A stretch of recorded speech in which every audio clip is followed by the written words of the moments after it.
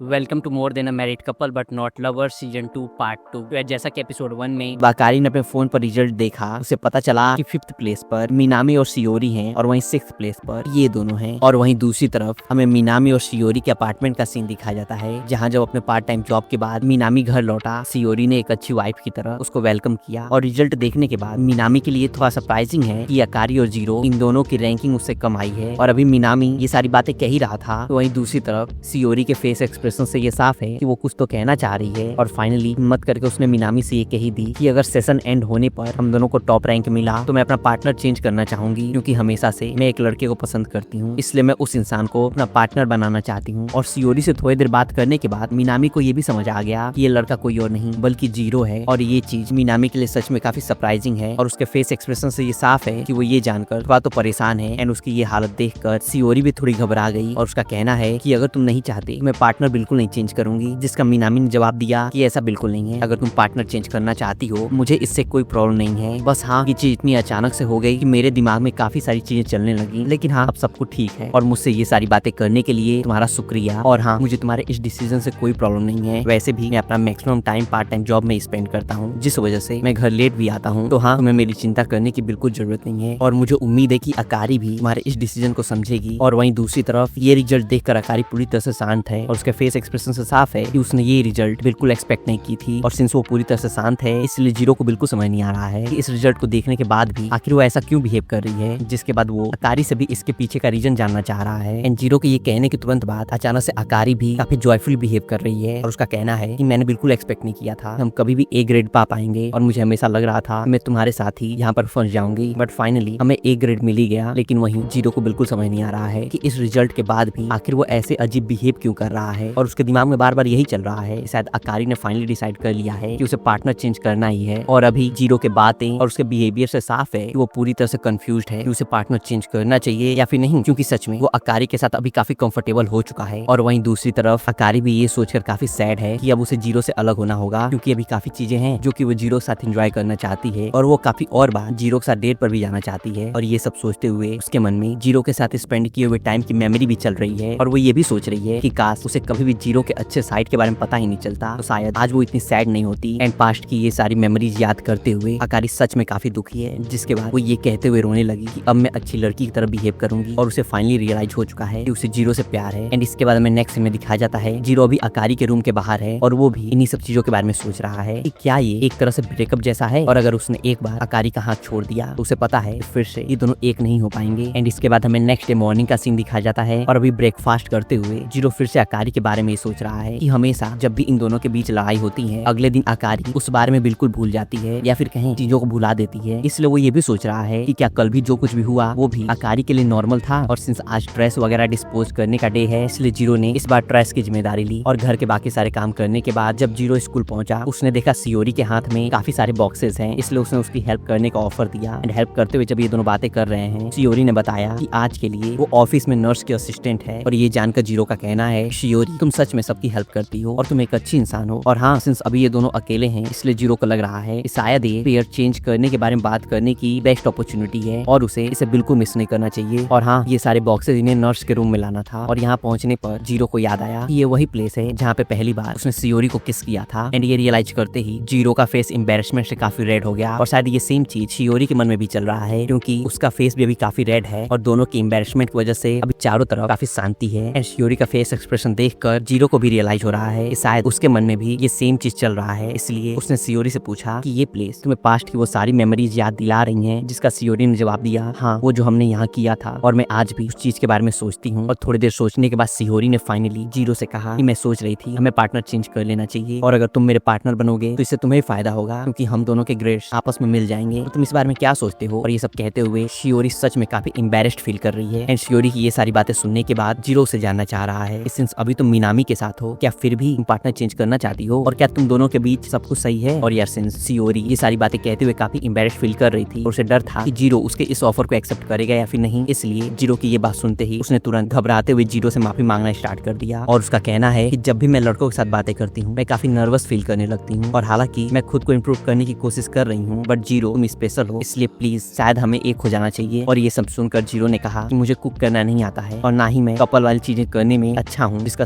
सियोरी ने जवाब दिया, मैं खाना बना सकती हूँ और मुझे भी कपल जैसे बिहेव करना नहीं आता, तो हम दोनों साथ में सीख सकते हैं। और यार सिंस हमेशा से जीरो सियोरी के साथ ही ऐसे टाइम स्पेंड करना चाहता था, इसलिए उसने फाइनली सियोरी से कहा कि ठीक है, हर एक चीज के लिए थैंक यू और तुम अपना रैंक मेंटेन करने की अपनी पूरी कोशिश करना और मैं भी अपना बेस्ट दूंगा। और अभी ये दोनों बातें कर ही रहे थे कि वहीं दूसरी तरफ हमें दिखाया जाता है आकारी की फ्रेंड साची अभी नर्स ऑफिस में ही थी और वो इन दोनों की पूरी बातें सुन रही थी, जिसके बाद जाहिर है कि उसने ये सारी बातें नासुमी को भी बताई। और अभी ये दोनों बातें कर ही रहे थे, यहाँ आकारी भी आ गई और आकारी को डांटते हुए साची उसे जानना चाह रही है कि क्या तुमने जीरो से पार्टनर चेंज करने की बात की थी। और आकारी के फेस एक्सप्रेशन से इन दोनों को समझ आ रहा है कि उसने ही पार्टनर चेंज करने का आइडिया फिर से जीरो को दिया। और इन दोनों की बातें सुनने के बाद आकारी का कहना है मैं जीरो और शिहोरी के बीच बिल्कुल नहीं आना चाहती। एंड आकारी की ये बात सुनने के बाद साची उसे समझा रही है ये चीज जीरो को डिसाइड करने दो, तुम उन दोनों के बीच में आ रही हो या फिर नहीं। और ये कहने के बाद साची आकारी से ये भी जानना चाह रही है कि तुम पार्टनर को चेंज सिर्फ और सिर्फ जीरो की वजह से करना चाहती हो और वहीं तुम अभी भी जीरो के साथ ही रहना चाहती हो, है ना। जिसका साची ने जवाब दिया कि हाँ, मैं जीरो के साथ ही रहना चाहती हूँ क्योंकि मुझे जीरो पर क्रश है। और आकारी की ये सारी बातें सुनने के बाद नासुमी का कहना है कि ठीक है, अगर ऐसा है तुम्हारे पास जीरो को अपने प्यार में पागल करने के लिए सिर्फ और सिर्फ 2 वीक है और तुम्हें इन 2 वीक्स में कुछ ऐसा करना होगा जिससे जीरो तुम्हारे लिए ऑब्सेस्ड हो जाए। और नासुमी की ये बात सुनकर साची को लग रहा है इसमें जीरो वर्जिन है तो शायद इस चीज का फायदा उठाया जा सकता है। और ये सुनकर जाहिर है कि आकारी सच में काफी एम्बैरेस्ड फील कर रही है और उसका फेस पूरी तरह से रेड हो चुका है। और वहीं नासुमी का कहना है कि मेरा ये कहने का बिल्कुल मतलब नहीं था, बल्कि मैं चाहती हूँ कि आकारी तुम अपनी पूरी कोशिश करो इस 1 मंथ में जीरो तुमसे प्यार करने लगे। एंड इन दोनों की ये सारी बातें सुनने के बाद आकारी ने भी डिसाइड कर लिया है कि वो जीरो को अपना रियल लव दिखाएगी और एक रियल वाइफ की तरह ही बिहेव करेगी। एंड नाउ इस प्लान को आगे बढ़ाने से पहले साची आकारी और नासुमी के साथ कैरियोके जाना चाहती है। और आकारी के थोड़े आगे निकलने के बाद साची ने नासुमी को समझाया कि हम दोनों आकारी से ये चीज छुपा के रखेंगे कि जीरो शियोरी को पसंद करता है। और इन दोनों ने पार्टनर चेंज करने के बारे में बातें की हैं। एंड इसके बाद हमें नेक्स्ट सीन में दिखाया जाता है आकारी अपने फ्रेंड्स के साथ कैरियोके में एंजॉय करने के बाद फाइनली घर वापस आ चुकी है और घर में एंटर करते ही उसे जीरो ने वेलकम किया और वो जानना चाह रहा है क्या तुम नहाने जा रही हो और हाँ, तुमने कैरियोके में अपने फ्रेंड्स के साथ कुछ खाया है या फिर नहीं। और अचानक से जीरो को देखकर किसी रीजन की वजह से आकारी का फेस रेड हो गया और जैसे जीरो ने आकारी के हाथ में काफी बड़ा बैग देखा, वो जानना चाह रहा है कि आखिर इसमें है क्या, बट आकारी बिना उसे जवाब दिए जल्दी से अपने रूम में चली गई। और आकारी के रूम में जाने के बाद में फ्लैशबैक दिखाया जाता है जब आकारी अपने फ्रेंड्स के साथ कैरियोके में थी। उसके फ्रेंड्स ने उसे एक बैग देते हुए कहा सिंस हमेशा जीरो के साथ तुम ही इनिशिएटिव लेती हो, इसलिए इस बार एक दिन के लिए तुम उसकी हर एक ख्वाहिश को पूरा करो। और अभी अपने रूम में जब आकारी ने इस बैग को खोला, हमें फाइनली पता चला कि इसमें एक मेड कॉस्ट्यूम है जो कि साची ने उसे दिया है और वो चाहती है ये पहनकर आकारी जीरो के सामने जाए। बट जाहिर है कि इस मेड कॉस्ट्यूम को देखकर ही आकारी काफी एम्बैरेस्ड फील कर रही है। एंड इसके बाद हमें नेक्स्ट सीन में दिखाया जाता है जब जीरो शॉपिंग करने के बाद घर लौटा, सिंस वो अपना की घर पर ही भूल गया था, इसलिए अभी वो डोर नॉक कर रहा है। और जैसे ही आकारी ने दरवाजा खोलते हुए उसे वेलकम किया, उसे मेड कॉस्ट्यूम में देखकर जीरो सच में काफी शॉक्ड और सरप्राइज्ड है और साथ ही उसके लिए ये चीज काफी एम्बैरेसिंग भी है। और हाँ, सिंस अभी ये दोनों घर के बाहर हैं, इसलिए जीरो ने तुरंत आकारी का हाथ पकड़ते हुए उसे घर में लाया और अंदर रूम में ले जाते ही वो आकारी को डांटते हुए कह रहा है कि क्या तुम पागल हो गई हो और तुमने ये कैसा ड्रेस पहना है, क्या होता अगर किसी ने तुम्हें इस ड्रेस में देख लिया होता। और ये चीज आकारी को काफी अच्छी लग रही है, जीरो को उसकी चिंता है। और अभी आकारी ये सब कह ही रही थी तभी जीरो ने कहा कि तुम्हें इस ड्रेस में देखकर लोग मुझे अजीब ही समझेंगे। और जीरो की ये बात सुनकर आकारी ने कहा ये ड्रेस मैं ट्राई करना चाहती थी, इसलिए चेंज करने के बाद मैं तुम्हारा घर आने का वेट कर रही थी और वैसे भी ये ड्रेस मुझे सूट करता है ना।